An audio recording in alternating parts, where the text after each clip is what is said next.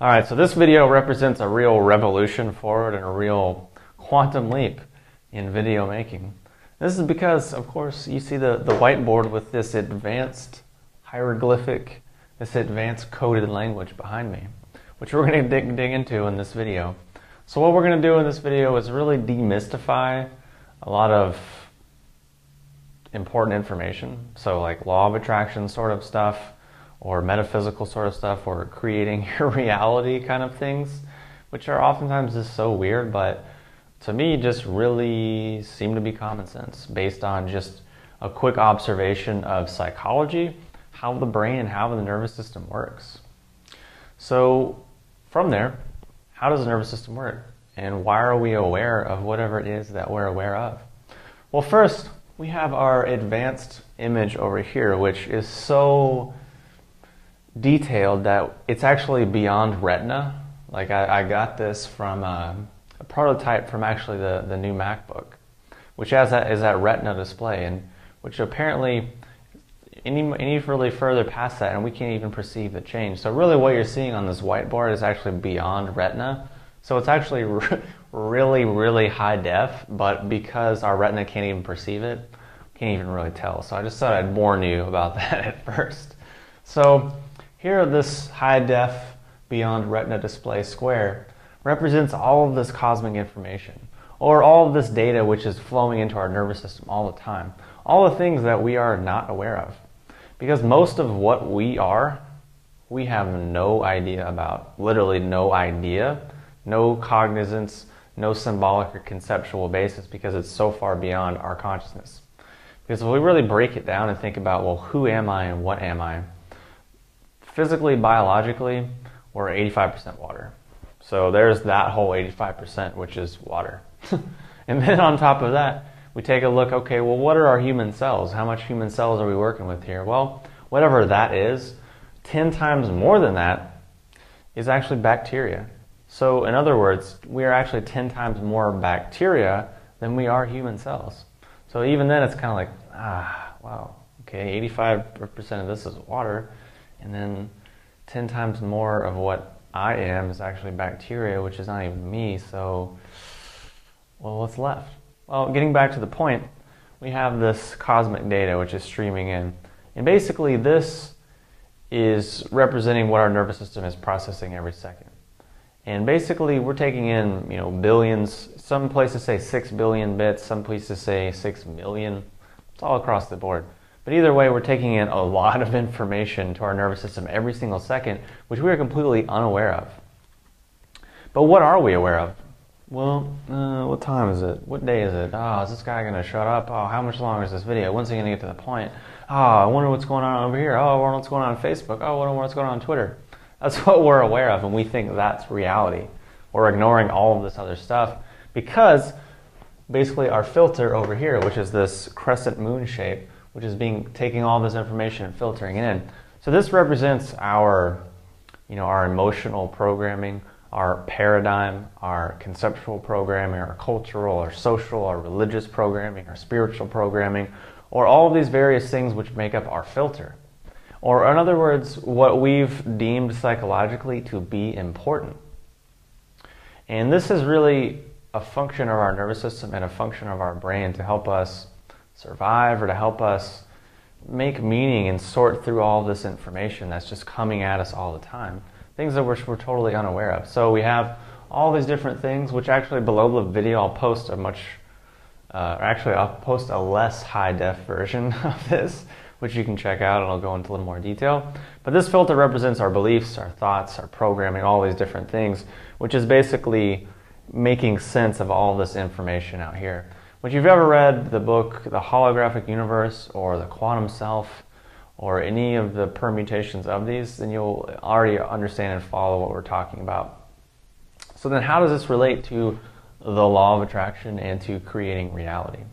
Well, basically from here we can see, just from simple psychological understanding, that reality is huge and much more profound than we can consciously wrap our heads around, literally. So then we can understand that the function of our nervous system is to filter out all of this information and deliver to us what we have deemed to be important and noteworthy, or worthy of taking notes, or worthy of paying attention to. So then how does this relate to law of attraction and focus and manifestation and creating reality? Well, what we start to do is, number one, start to be conscious of our filter. We become conscious of our beliefs, our reactions to situations, our thoughts, our feelings. We start to really become aware of our programming, and then we start to ask, well, how can I change my programming? Because the program is really making up who and what we are. You know, it's nature and nurture. We obviously have genetic and hereditary things, but we also have what we've learned from birth, what we've learned from our parents, from our culture, from our society, from all these different things. So really, that's our question. Well, okay, first step, I'm aware of this stuff. I'm a little bit more awake for how I respond to situations, for how I feel, for what is important to me, and for what I want. Okay, number two, how can I reprogram my mind to bring these things to me more? And that's oftentimes where a lot of techniques come into play, but really doesn't have to be anything fancy. It's just a matter of focus and clarity. And this is the piece where meditation and yoga and qigong and other spiritual or energy work practices come into play, because here you have this will and you have this focus and you have this concentration, but it's a muscle that really hasn't been exercised very much, so it's very weak. Think about if you put your arm in a sling for 3 days and then pull it out, and you're gonna be like, ah. I mean, think about how you feel when you wake up in the morning and you've slept on your shoulder and it's real stiff. Imagine if you slept on that shoulder or didn't use that shoulder for 20 years. How stiff is that gonna be? So that's where yoga, meditation, breathing, and these different practices come into play, because they start to reawaken that muscle and start to get that soreness out, start to get the flexibility and the fluidity and get the movement back in that muscle, so that then we can have our awareness, yes, but then number two, have the willpower, the focus, the drive, the determination to say, okay, well, I see what I want. I have a better idea of like how I feel and what my programming is. So now I'm focusing on this. And then now, instead of us saying, okay, I focus on this, wait, what today is it? Oh yeah, what was on Facebook? And then we're done. No, we say, okay, this is what I'm focused on. And then 5 minutes later, oh yeah, this is what I'm focused on. Oh yeah, the next day, oh yeah, this is what I'm focused on.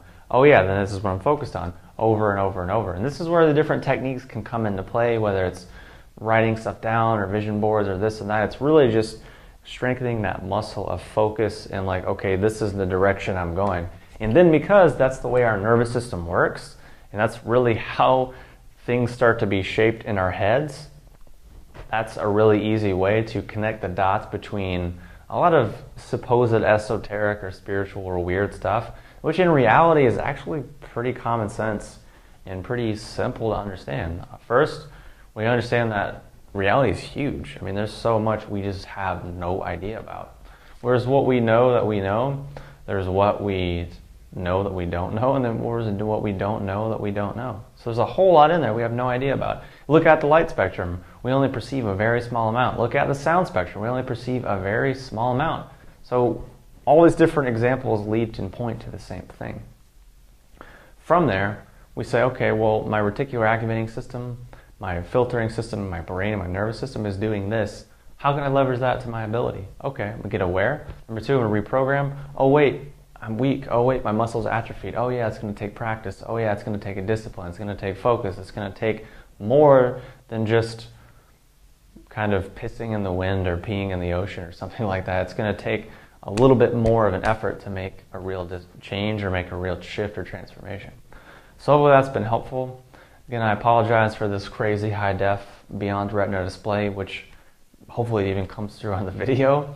But hopefully this connected the dots and helped to add some clarity and understand like, okay, well, now I see that makes sense, or now I see why I do this or why I do that. In reality, it's nothing weird, it's nothing esoteric, it's nothing spiritual. You don't need a book or a movie or a guru to tell you about it. It's something your brain is already doing, something your brain has already been doing and will be doing and is doing for every other human being on the planet. It's just a matter of like, okay, how can I make this work for me, or how can I change this around a little bit?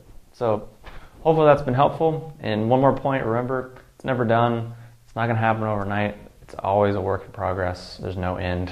There's no ultimate pinnacle peak to reach. There may be an ultimate peach, But that's a different story.